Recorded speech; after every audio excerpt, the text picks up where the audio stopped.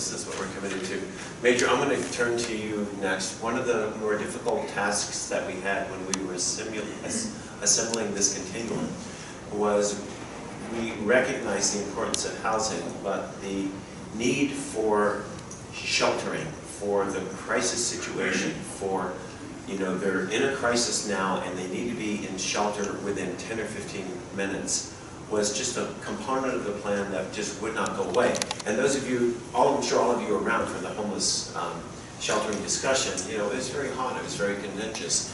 At the time I went to Major Ethan Frizzell, he was still here, and I talked to Ethan about this concept, about how the Salvation Army could participate, how we could help bring these two sites together. The Major was extraordinarily open to the option of revising some of the sheltering capacity that they had within the Salvation Army. But I knew already that Ethan was going to be going to Nashville. And I said, Ethan, I don't want to put something on the books that's just going to go away. And he said, don't worry. It's in our mission, and the Major has continued that mission, and frankly, gone above and beyond what Ethan and I had originally discussed. And some of the stuff that's going on in the Salvation Army right now is just really, the three guys that are sitting here that are watching it, we're all totally impressed. So, Major Whiten, if you would, please. Thank you. Thank you for allowing me the opportunity to share some of the challenges and some of the successes that we're encountering, trying to treat people with dignity and respect and have opportunity. And so, yes, one of the things in becoming a low barrier housing focused shelter, which is different concept maybe than we were in before. And low barrier, just trying to have as few restrictions as possible that would keep someone from engaging with us and seeking housing. But there are a few things, and so to just give you some idea, you know, verbal, physical, sexual harassment are things that would negate that policy. Threats, violent behavior, nudity doesn't happen often, but it's one of those. Weapons possession, drug use, drug dealing, those kind of things. You know, so you can understand there's just some things that when you're trying to respect all people who are seeking housing and seeking help, there's some things, but we try to make that just as few as possible to try to re-engage with people who maybe have not had success and sort of given up. And we want to hope for them and try to make it easy for them to approach that. We continue to offer services to those who are resistant to changing their housing status. We still provide open dinners, showers, etc., with the goal of keeping that level of engagement, making sure there's opportunity for conversations, so that when they decide they want to change, we're there for them. We even now have T-shirts for our front lines that say, "What's your housing plan?" And so they know the question. They're so sick of hearing it. But we try to keep it in front of them, to keep them thinking about that possibility and to believe that they could do that. We do actively reach out to those in the vicinity, our program managers, our case managers, reaching out to those around our property, inviting them in and to partner with us in getting houses and services.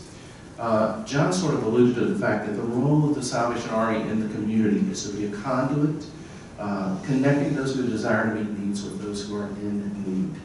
And so that I can understand exactly how that aligned very naturally for this partnership and this continuum.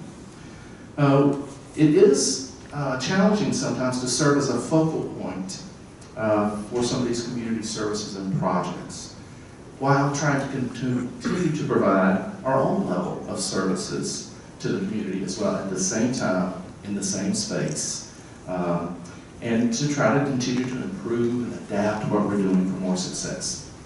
And it can be daunting just because of the volume of stuff that's going on, how quickly things change at the Center of Hope on 10th Street. Well, one of the things on the other side of that is being front and center for what's going on in the community inside that program, that space, is all the collaborations with all the people at this table and beyond in the community that are working together.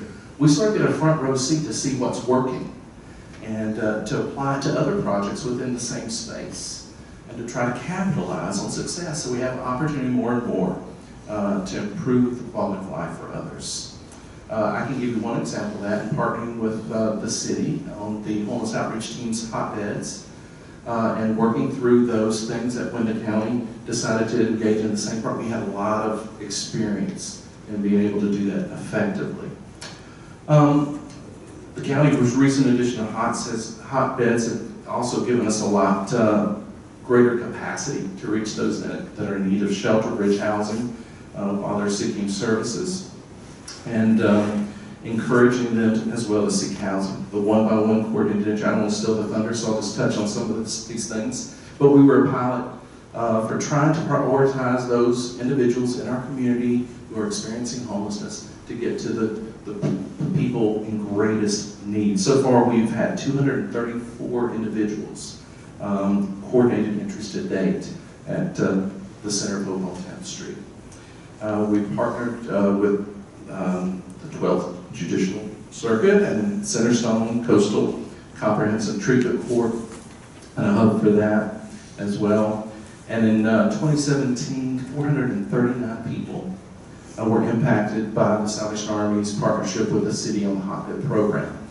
The results of that were 74 people moving from homeless to house, and 18 moving to treatment projects on site or off site. So again, some substantial impact happening, and it is an improvement over the previous year.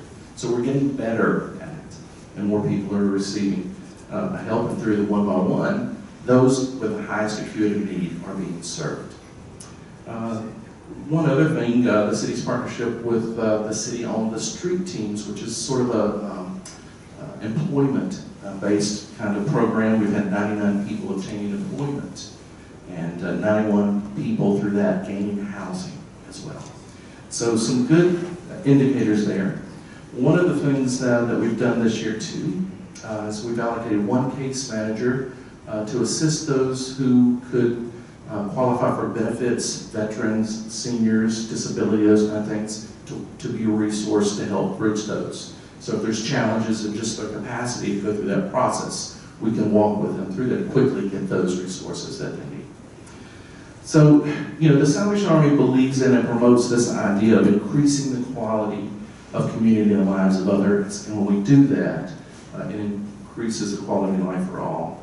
And I just want to illustrate that with just one example that we've had. We'll call him Chris, but Chris, his life fell apart to drug addiction. So he saw his relationship with family deteriorate.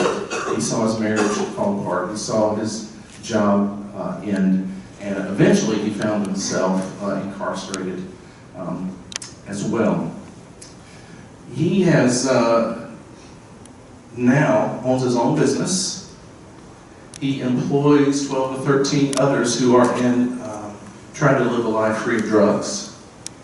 And so you've taken someone who was, basically a weight on our community system, and now is contributing to our community in a positive way. And that's just one example of some of the impact that we're seeing. And we're just excited to be a part of it, and to see that people can improve their quality of life, and it helps us all to be better for it. Thank you, Major. I think we can all say for certain we would not be where we are at today were it not for a flexible Salvation Army and their ability to meet the community needs. So on behalf of everyone, thank you. We did introduce the elected officials before, but we do have a couple tardy participants. Commissioner Haiti Brody, thank you for being here, and also Deputy City Manager Marlon Brown is here. I will tell you that on several occasions Marlon sat at our table with this group of problem solvers.